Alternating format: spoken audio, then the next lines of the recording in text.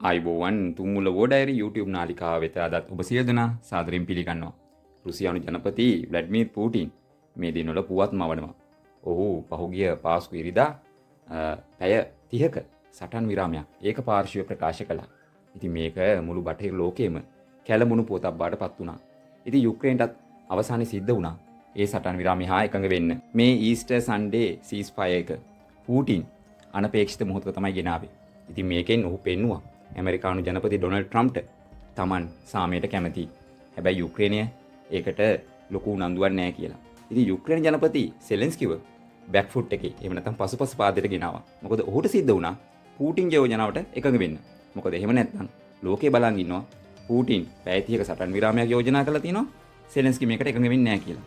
කොහොම නමුත් පැය 30 අවසානයේ සෙලෙන්ස්කි උත්සාහ කරනවා ඔහු ලකුණු දාගන්න. ඔහු පූටින්ට යෝජනා කරනවා මේක තවදුරටත් දීර්ඝ කරමු කියලා.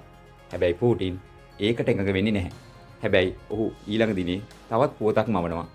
ඒ තමයි ඔහු කියනවා මම සූදානම් සෙලෙන්ස්කි එක්ක ඍජුව කතා කරන්න.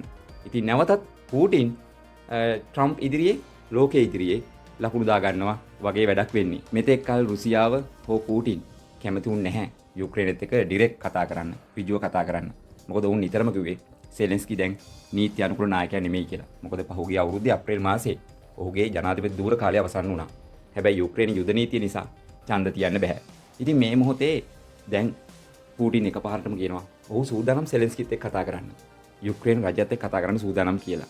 නැවතත් මේ රාජ්‍යතාන්ත්‍රිකව පූටින් ඉස්සරහට එනවා. ට්‍රම්ප්ට පෙන්නනවා කිසිම ප්‍රශ්නයක් නැහැ අපි කතා කරන්න සූදානම්.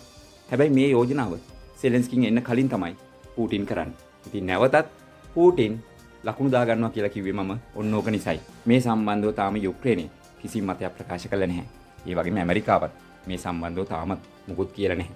නමුත් පහුගිය සතියේ ට්‍රම්ප් ඒ වගේම ඇමරිකානු රාජ්‍ය ලේකම් මාකෝ රූබියෝ තර්ජනය කළා ඇමරිකාවට ඒක පාස් එහෙම නැත්නම් මේක මගහරිනවා කියලා. රුසියාව සහ යුක්‍රේනය සාමයට උනන්දු දක්වන්නේ නැත්නම් ඇමරිකාව මේකෙන් ඉවත් වෙනවා කියලා ඔවුන් තර්ජනයක් කළා. ඉතින් ඒ තර්ජනත් එක්ක තමයි මේ විදිහට පූටින් තමන්ගේ උනන්දුව පෙන්වන්නේ. පහුගිය සතියේ තවත් උණුසුම් පුවතක් ආරංචි වුණා. ඒ තමයි ඇමරිකාව ක්‍රිමියාව රුසියානු ප්‍රදේශයක් කියලා පිළිගන්න සූදානම් බව.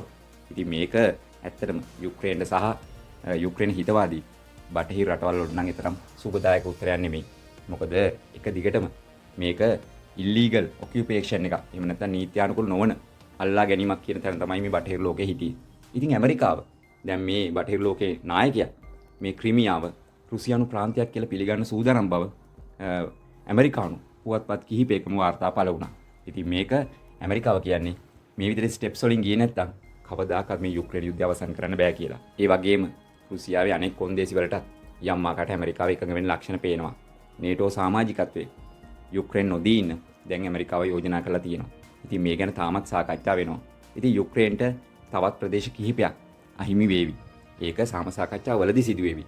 හැබැයි සාම සාකච්ඡා වලට පෙර තත්වයක් ලෙස ක්‍රිමියාව රුසියානු ප්‍රදේශයක් ලෙස පිළිගැනීමත් නේටෝ සමාජිකත්වයේ යුක්‍රේනට දෙන්නේ නැහැ කියන තැන මේ කන්ඩිෂන් දෙක මුලින්ම එකඟ වෙලා තමයි රුසියාවත් එක්ක සාකච්ඡාවට යන්න හදන්නේ. ඇත්තටම යුක්‍රේනය ඉතාමත් අසරණ මට්ටමක මේ කටයුතු බැලුවම පේන්නේ තියෙන්නේ. යුක්‍රේන යුද භූමි තත්ත්වයක් එන්න දරුණු වෙනවා. රුසියානු හමුදා ඉතා වේගවත් ගමනකට සූදානම් වෙනවා. ඔවුන් සම ඔෆෙන්සිව් එකක් ආරම්භ කරන්න සූදානම් වෙනවා. ඉතින් ඒ ගැන බටහිර මාධ්‍යවල වාර්තා පළ වෙනවා. ඉතින් අපි හෙට දිනේදී මේ පිළිබඳ දීර්ඝ වීඩියෝ එකක් කරමු. ඉතින් අදට සමුගන්නම්. ඔබට සුබ දවසක්.